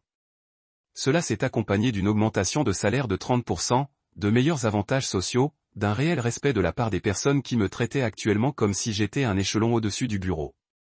Mais le véritable point fort, la cerise sur le gâteau de ce dimanche des vocations, a été le paquet logement. L'entreprise possédait plusieurs studios à proximité du nouveau centre d'opération. Et dans le cadre du programme de réinstallation, je pourrais vivre dans une rentrée pendant la première année, puis à un tarif considérablement réduit par la suite. J'avais parcouru la brochure comme si c'était de la pornographie, ce qui, pour un gars qui payait une hypothèque, dévorait la moitié de son salaire chaque mois. C'était fondamentalement le cas. Les appartements étaient modernes, propres, situés dans un joli quartier de la ville avec de vrais restaurants et cafés au lieu de simples stations-service et d'un triste quartier. Centres commerciaux. Planchers de bois franc, appareils électroménagers mis à jour, laveuses et sécheuses dans l'unité, air central qui fonctionnait réellement. Les photos montraient ces magnifiques espaces minimalistes avec de la lumière naturelle pénétrant à travers de grandes fenêtres. Le genre d'endroit que l'on verrait dans un article de magazine lifestyle sur les professionnels urbains qui vivent ensemble. Le trajet durerait 5 minutes. 5 minutes. Je passe actuellement 1 heure dans chaque sens assis dans la circulation, à écouter les mêmes stations de radio jouer les mêmes chansons, à regarder ma vie se dérouler par tranches de 15 minutes pendant que je respire les gaz d'échappement et remets en question chaque décision que j'ai jamais prise. Mais 5 minutes, je pouvais marcher pour aller travailler par beau temps. Je pourrais rentrer à la maison pour déjeuner. Je pourrais en fait avoir une vie qui ne se résumerait pas à rester assis dans ma voiture à contempler la douce libération de la mort pendant qu'un DJ faisait de terribles blagues entre des chansons pop que j'avais entendues 800 fois. J'ai ramené le dossier à la maison ce jour-là, tellement excité que je vibrais pratiquement. C'était ça. La pause dont nous avions besoin. L'opportunité qui allait tout changer. Meilleur salaire, meilleur emplacement, logement gratuit pendant 1 an. Nous pourrions enfin rembourser une partie de nos dettes. Économiser de l'argent réel. Peut-être même prendre des vacances qui n'impliquaient pas de rester avec les parents de Clara et de faire semblant d'apprécier la cuisine de sa mère. Je franchissais la porte, prêt à célébrer, prêt à planifier notre avenir, prêt à avoir enfin l'impression d'avancer au lieu de simplement faire du surplace. Et Clara l'avait abattu si vite que j'en avais la tête qui tournait. Elle n'a même pas fait semblant d'y réfléchir. Je n'avais même pas fini de lui expliquer les bienfaits qu'elle secoua la tête. Son expression était déjà définie de cette manière, ce qui signifiait que la décision était prise et que toute discussion serait purement performative. Nous ne pouvons pas bouger, avait-elle dit simplement, comme si c'était la chose la plus évidente au monde. J'ai besoin d'être proche de ma famille. Mes parents vieillissent. Bianca pourrait avoir besoin de moi. Et en plus, tous nos amis sont ici. Nos amis, n'est-ce pas? Par nos amis, elle voulait dire ses amis qui tolèrent ma présence lors des réunions sociales. Et par Bianca pourrait avoir besoin de moi, elle voulait apparemment dire que je devais être disponible pour laisser Bianca emménager dans notre maison et prendre le contrôle de nos vies à tout moment. Même si je suppose qu'elle ne voulait pas gâcher cette surprise 6 mois plus tôt. Et ses parents vieillissent. Miguel avait 58 ans et courait des triathlons. Rosa enseignait la Zumba 3 fois par semaine. Je ne frappais pas vraiment à la porte de la mort, mais apparemment, la possibilité qu'ils aient besoin d'aide dans les 30 prochaines années était une raison suffisante pour torpiller mon avancement professionnel.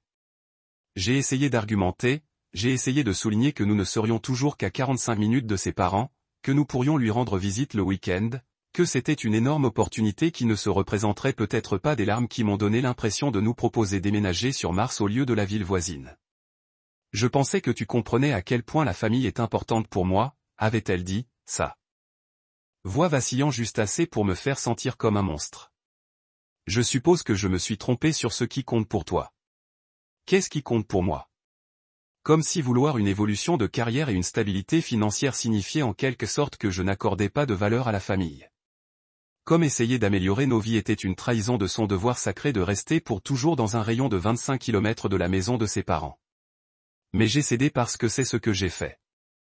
J'ai dit à Delgato merci, mais non merci. Ses obligations familiales m'obligeaient à rester local, que j'ai apprécié l'offre, mais je ne pouvais pas l'accepter.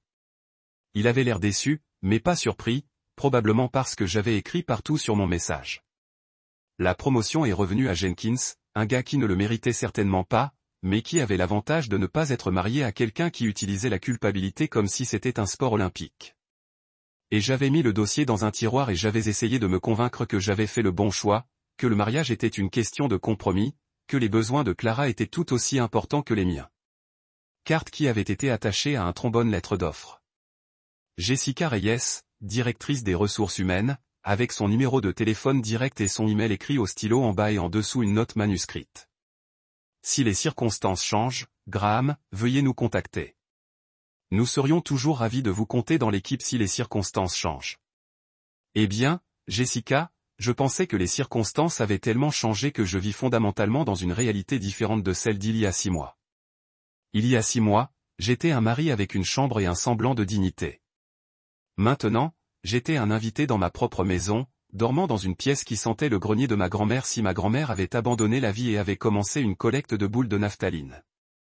Je me suis assis là sur ce terrible lit, tenant ce dossier comme si c'était le Saint Graal et mon cerveau a commencé à faire des mathématiques. La chronologie de l'univers devint soudainement nette. J'ai refusé le poste il y a 6 mois pour rester proche de la famille de Clara. Et que s'est-il passé immédiatement après? Rien pendant un moment. Mais il y a environ 3 mois, Bianca avait annoncé sa grossesse. Et il y a 2 mois, elle avait commencé à faire du bruit sur le prix le loyer était élevé, à quel point il était difficile d'économiser de l'argent, à quel point il serait agréable d'avoir le soutien de sa famille pendant cette période particulière. Et il y a 1 mois, Clara avait commencé à se montrer distante, distraite, à passer des heures au téléphone avec Bianca, à avoir des conversations à voix basse qui s'arrêtaient dès que j'entrais dans la pièce. L'arnaque avait duré des mois et j'avais été trop stupide pour la voir venir. Clara m'avait gardé ici, ancré à cet endroit, près de ma famille, là où Bianca pouvait intervenir et prendre le relais quand cela lui convenait. Je ne savais pas si Clara avait été impliquée dès le début ou si elle avait simplement été une complice volontaire lorsque l'occasion s'était présentée. Quoi qu'il en soit, j'avais sacrifié une énorme opportunité de carrière pour rester proche de gens qui pensaient apparemment que j'étais jetable. Mon cerveau m'a dit, cours, emballe tout. Appelle Jessica Reyes. Supplie pour le travail s'il est encore disponible et fous le camp de cette situation avant qu'elle ne s'aggrave. Ma fierté, le peu qui en restait, a dit, reste. Rester signifiait se battre pour ce qui était à moi. Tenir bon, refusant d'être expulsé de ma propre vie par des gens qui n'ont contribué qu'au chaos et à l'audace. Cela signifiait montrer à Clara qu'elle ne pouvait pas me traiter comme une poubelle et s'attendre à ce que je sourie et que je l'accepte. Mais il y avait aussi mon sarcasme, mon vieil ami fidèle qui m'avait fait traverser d'innombrables situations terribles avec ma santé mentale relativement intacte. Et mon sarcasme disait quelque chose qui me faisait sourire pour la première fois depuis des jours. Imaginez leur visage si vous partez réellement. Oh, c'était une belle image. Je me suis laissé vraiment imaginer pendant une minute. Clara rentre à la maison et me trouve parti. Vraiment parti. Pas seulement boudé dans la chambre d'amis, mais en fait, j'ai déménagé. Bianca réalisant que le type qui avait payé l'hypothèque avait quitté l'immeuble. Trevor comprenant que son free ride venait de s'évaporer. Tous se tenaient autour de ma maison avec mes meubles et mes appareils électroménagers, réalisant soudain que quelqu'un devait réellement payer pour tout cela et que quelqu'un n'était plus là. Vais-il paniquer? Se bousculerait-il? Clara comprendrait-elle enfin que traiter son conjoint comme un locataire sans droit peut avoir des conséquences? La vie parfaite et digne d'Instagram de Bianca développerait-elle soudainement des fissures? Trevor devrait-il réellement trouver un vrai travail au lieu de publier des citations de motivation sur la culture de l'agitation tout en ne faisant littéralement rien de productif? Plus j'y pensais, mieux ça sonnait. Pas par pure méchanceté. D'accord, peut-être en partie par dépit. Je ne suis qu'un humain, mais parce que je reste en parfait état d'accepter cela comme ma nouvelle réalité. Rester en accord avec le fait que je mérite d'être traité de cette façon, que mes besoins et mes sentiments étaient moins importants que le confort de Bianca et le désir de Clara de jouer le rôle d'une sœur solidaire. Rester signifiait passer les prochains mois à vivre dans cette terrible pièce, à regarder ma femme donner la priorité à tout le monde sauf moi, mourir lentement à l'intérieur en prétendant que tout allait bien. J'ai regardé à nouveau le dossier, les photos sur papier glacé de l'appartement dans lequel j'aurais pu vivre. Le salaire que j'aurais pu gagner. La vie que j'aurais pu vivre si je n'avais pas été assez stupide pour penser que le sacrifice équivaut à l'amour. Les documents contenaient même les coordonnées de l'entreprise de déménagement avec laquelle l'entreprise avait passé un contrat, préapprouvé pour l'aide à la réinstallation. Tout était là, un plan d'évasion complet qui m'avait été remis il y a 6 mois et que j'avais été trop aveugle pour apprécier. J'ai pris mon téléphone. Il était 20h47. Un mardi. Bien trop tard pour appeler les RH, mais je pourrais envoyer un email. Mes doigts survolèrent le clavier pendant un moment. Ce dernier petit doute qui essayait de s'infiltrer. Est-ce que j'allais vraiment faire ça? Allais-je vraiment faire exploser mon mariage à cause d'une chambre, mais ce n'était pas une question de chambre à coucher? Pas vraiment. Il s'agissait de respect, de dignité, d'être valorisé en tant qu'être humain au lieu d'être traité comme un guichet automatique pratique qui effectuait également des réparations ménagères. Il s'agissait du visage de Clara lorsqu'elle m'a dit que je pouvais prendre la chambre d'amis ou déménager. Comme si c'était des options tout aussi raisonnables. Il s'agissait des remerciements joyeux de Bianca pour sa compréhension pendant qu'elle frottait son baby bump magique et plein de vœux. Il s'agissait du haussement d'épaule de Trevor, de ce rejet désinvolte de toute mon existence. Au diable. J'ai ouvert mon email et j'ai commencé à taper. Samedi matin est arrivé avec un temps parfait qui faisait croire à l'intervention divine. Ciel clair, température douce, juste assez de brise pour que tout soit confortable. Dieu lui-même était apparemment à mes côtés pour ce glorieux exode. J'étais debout depuis 5 heures du matin, alimenté par de l'adrénaline pure et du dépit, ce qui est honnêtement une combinaison plus puissante que n'importe quelle boisson énergisante sur le marché. J'avais passé toute la semaine à emballer secrètement, à étiqueter des cartons dans mon bureau pendant les pauses déjeuner, à me coordonner avec l'entreprise de déménagement couverte par le forfait de déménagement et à élaborer chaque détail de mon plan d'évacuation comme si je préparais un braquage. Océan 11 n'avait rien sur moi. J'étais Océan 1, opération solo, efficacité maximale, 0 regret. Le camion de déménagement est arrivé à 8 heures exactement, comme prévu, et je jure avoir entendu des anges chanter. C'était un de ces gros camions professionnels avec le logo de l'entreprise sur le côté. Le genre qui disait, ce n'est pas une opération amateur avec la camionnette d'un copain et une caisse de bière. C'était légitime, organisé, surtout, déjà payé par mon nouvel employeur. J'ai rencontré les déménageurs à la porte, deux gars nommés Marcus et Danny, qui avaient l'air de déplacer des meubles pour gagner leur vie et pouvaient probablement faire fonctionner un réfrigérateur sans transpirer. 10 list goes. I told Marcus, and in the inventory, id carefully prepared. If it's labeled with a blue sticker, it's mine. If it's not labeled, leave it. Marcus scanned the list and let out a low whistle. You taking everything, ou? This a divorce? Not yet, he said cheerfully. But I'm working on it. Danny logged. Brother, I've done a lot of this move. The satisfaction on your face right now. I've seen it before. Tu es sur le point de rendre la journée de quelqu'un très mauvais, n'est-ce pas? Danny, mon ami, dis-je en lui frappant l'épaule. Je suis sur le point de rendre les journées de plusieurs personnes très mauvaises et je vais en profiter de chaque seconde. Nous nous sommes mis au travail. J'avais été stratégique quant au placement de mes autocollants tout au long de la semaine, marquant tout ce que j'avais acheté avec ces petits points bleus que vous utilisez pour les vœux-greniers. Le canapé. Le mien. Je l'ai acheté il y a 3 ans lorsque l'ancien de Clara est finalement mort après avoir renversé un verre entier de vin rouge dessus. Autocollant bleu. La télé. Le mien. Un cadeau d'anniversaire que Clara m'avait d'abord reproché était trop gros jusqu'à ce qu'elle veuille regarder ses émissions de télé-réalité dessus.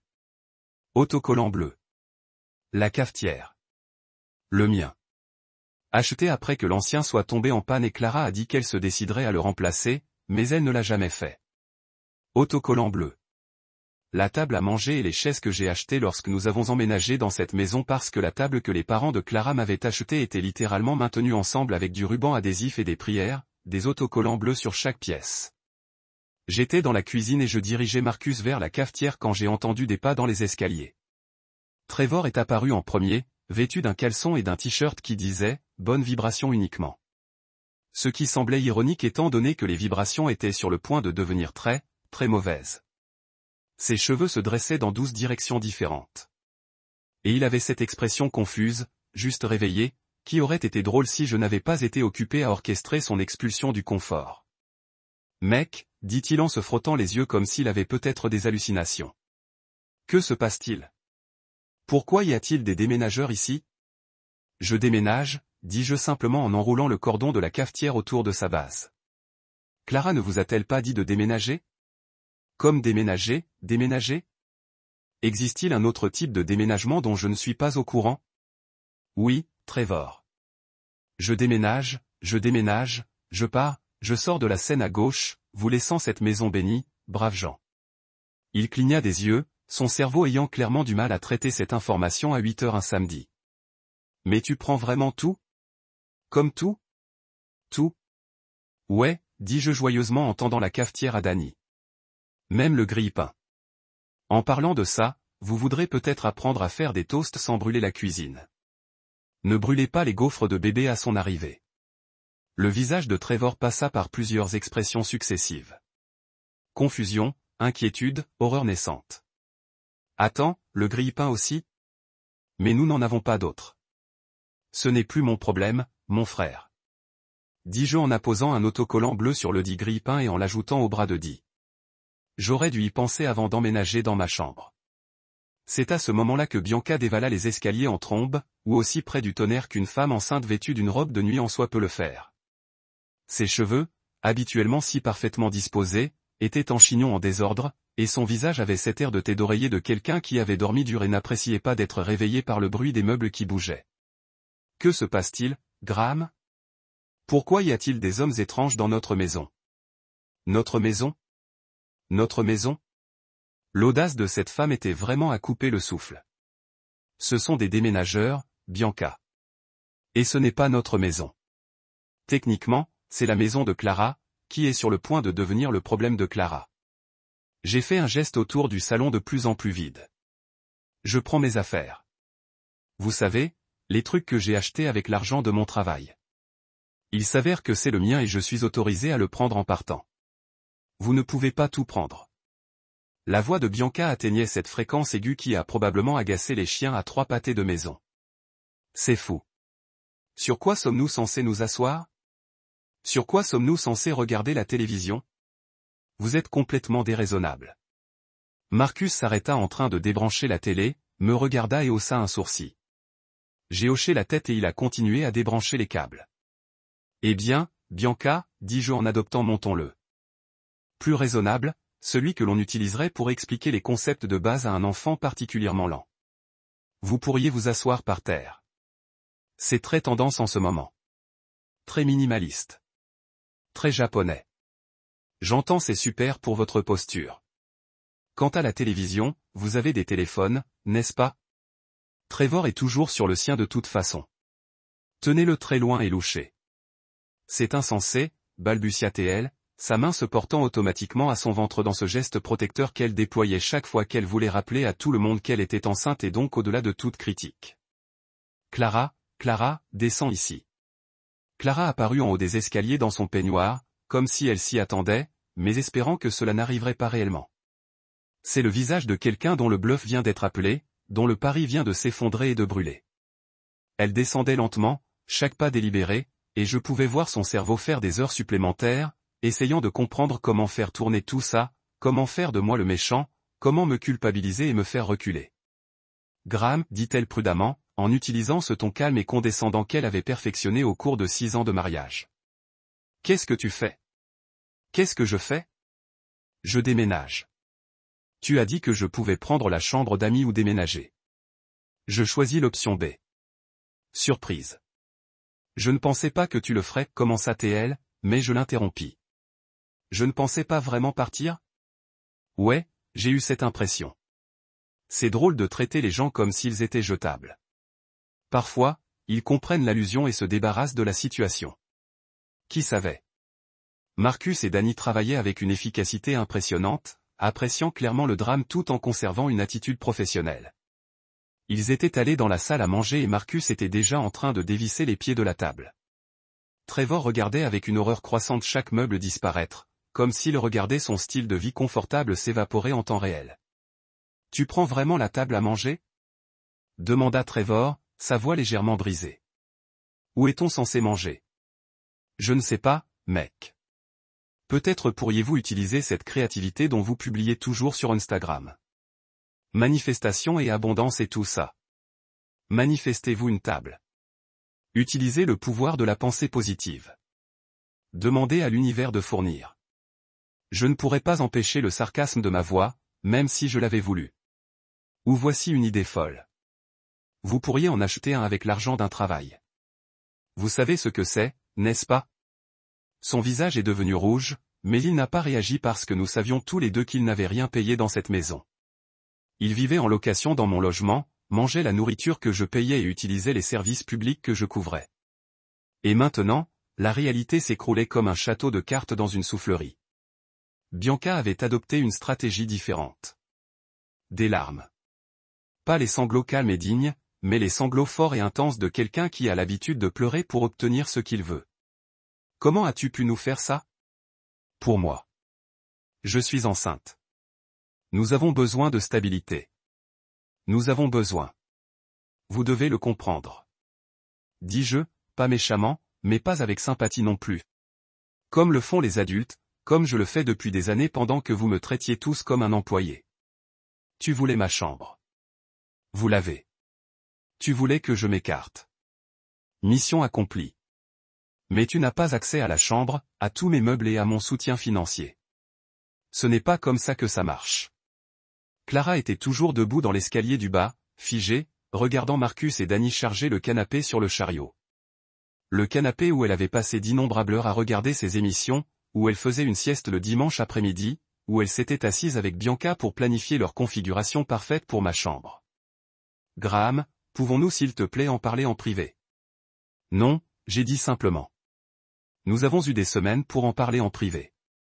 Vous avez choisi d'avoir cette conversation publiquement lorsque vous avez annoncé à tout le monde que j'étais transféré dans la chambre d'amis.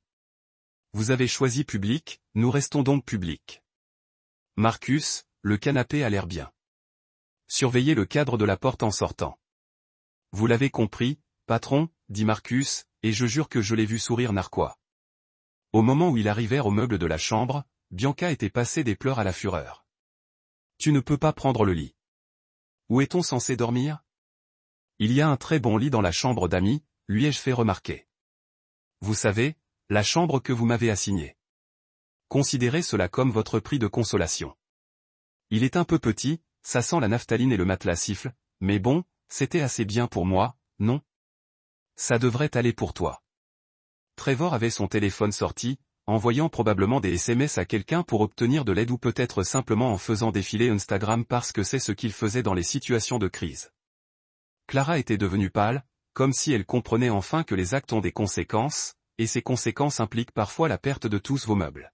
« Où vas-tu » demanda Clara, retrouvant sa voix. « Vous ne pouvez pas partir sans plan. »« Oh, j'ai un plan, dis-je en souriant. Tu te souviens de cette offre d'emploi que j'ai refusée il y a 6 mois? Celle que tu m'as fait refuser parce que tu devais rester près de ta famille. Eh bien, il s'avère qu'il voulait toujours de moi. C'est drôle comme ça marche. Je commence lundi et je vivrai dans un logement de société, un studio, à 5 minutes de trajet, à rentrer pour la première année. C'est petit, mais tu sais quoi? C'est la paix, la tranquillité, pas de belle famille ingrate, pas de sœur ayant droit, pas de voyage de culpabilité, juste moi, mes meubles, et the sweet taste of freedom. The look on their face were priceless. Clara shocked into silence. Bianca smooth engine open mid-sob. Trevor looking like Someone had just told him Santa wasn't real and also his credit card had been declined. This was the moment, the beautiful moment where they all realized simultaneously that they vastly overestimated my willingness to be a doormat and vastly underestimated my ability to actually live. You planned this? Clara whispered. You've been planning this all week. Yep, il dit fièrement. Je suis plutôt doué en logistique. Qui savait? Oh, attends. C'est littéralement mon travail.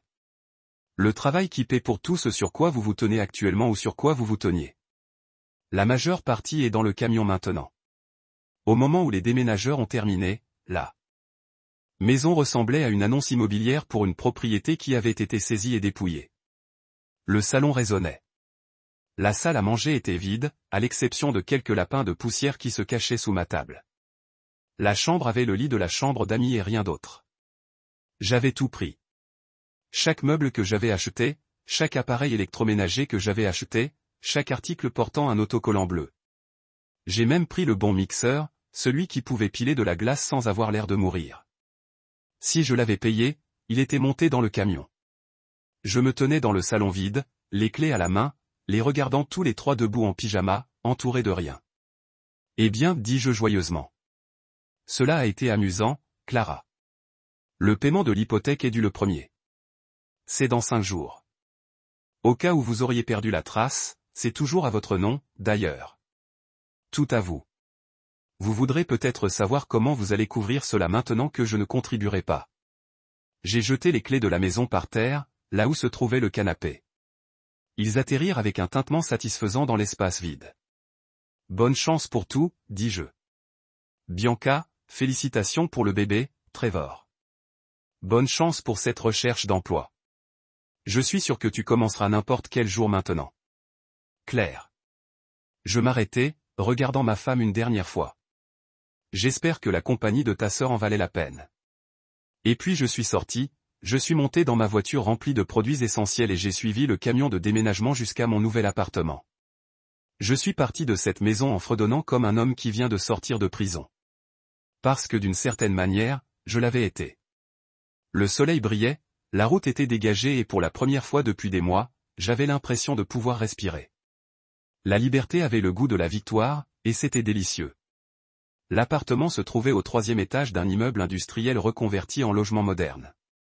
Le genre d'endroit que les annonces immobilières décrivent comme urbain chic et plein de caractère.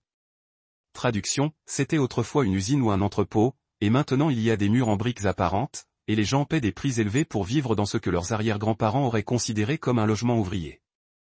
Mais je ne me souciais pas de l'ironie, de la gentrification ou de tout ça. Tout ce qui m'importait, c'était que c'était le mien, que c'était calme et que personne n'y était apparenté à Clara. Je suis entré derrière Marcus et Danny alors qu'ils transportaient le premier chargement. Et je n'ai pas honte de l'admettre, je suis devenu un peu ému. L'endroit était petit, peut-être 500 pieds carrés au total, mais il était aménagé intelligemment. Un espace de vie décloisonné avec ses baies vitrées promises par la brochure. Une kitchenette compacte mais avec tout ce dont vous aviez réellement besoin et une salle de bain petite mais propre et dotée d'une pression d'eau qui pouvait décaper la peinture. Le coin chambre n'était en réalité qu'une alcrique avec suffisamment d'espace pour mon lit et une commode, mais il y avait un placard et une intimité qui étaient bien plus que ce que j'avais eu dans la chambre d'amis de l'enfer. Mais les véritables arguments de vente, les caractéristiques qui rendaient cet endroit absolument parfait étaient deux choses que je n'avais pas expérimentées depuis des années. P et Wi-Fi qui ne se mettaient pas en mémoire tampon toutes les 30 secondes. Je parle de la fibre Google, un Internet de qualité entreprise que le bâtiment avait inclus dans le loyer. Je pouvais diffuser Netflix en 4K sans entendre la pause redoutée, le rouet du malheur, le message votre connexion est instable qui avait été la bande originale de ma vie conjugale. Clara avait refusé de mettre à niveau notre connexion Internet parce qu'elle disait que c'était trop cher, ce qui signifiait « je me fiche de vos besoins, et je vais plutôt dépenser cet argent en oreiller décoratif ». Les déménageurs ont fini vers midi et je leur ai donné un généreux pourboire parce qu'ils avaient été de vrais professionnels, et aussi parce que Danny avait murmuré « tant mieux pour toi, mec ». Au moment de charger le dernier carton, solidarité entre hommes poussait trop loin. C'était une belle chose.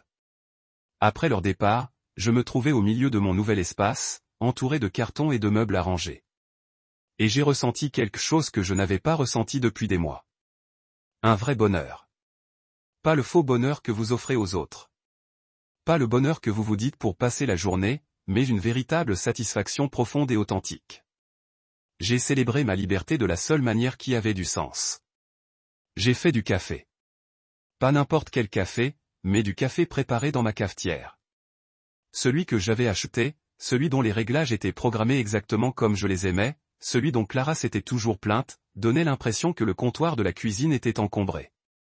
J'ai fait une tasse parfaite, j'ai ajouté la quantité exacte de crème que je préférais.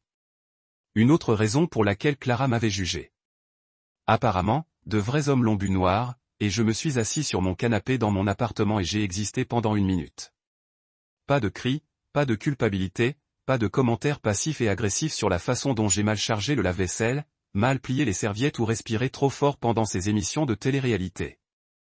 Pas de Bianca flottant dans les pièces comme un fantôme enceinte, réorganisant mes affaires et faisant des suggestions utiles sur la façon dont je pourrais améliorer ma vie en ressemblant davantage à Trevor. Non, Trevor lui-même s'est étalé sur mes meubles comme une étoile de mer, parcourant Instagram et levant parfois les yeux pour transmettre une profonde sagesse qu'il avait apprise d'une citation de motivation superposée sur un coucher de soleil. Juste du silence, un silence magnifique, doré, parfait et Netflix se charge à pleine vitesse sans mise en mémoire tampon. J'ai passé l'après-midi à déballer et à ranger les meubles, ce qui semble ennuyeux, mais qui était en réalité thérapeutique. Chaque boîte que j'ai ouverte, chaque article que j'ai placé était un choix délibéré que personne n'a remis en question ou critiqué. Je voulais que mon téléviseur soit placé sous un certain angle. Pas de débat sur le plaisir ou sur la question de savoir si cela créerait une mauvaise énergie ou sur les absurdités que Clara avait lues sur son blog bien-être cette semaine-là. Je voulais que mes livres soient organisés par genre plutôt que par couleur. Boum. Organisés par genre parce que c'était mon espace et que je pouvais classer ma vie par ordre alphabétique comme je le voulais vraiment. L'appartement a commencé à prendre forme et oui, il était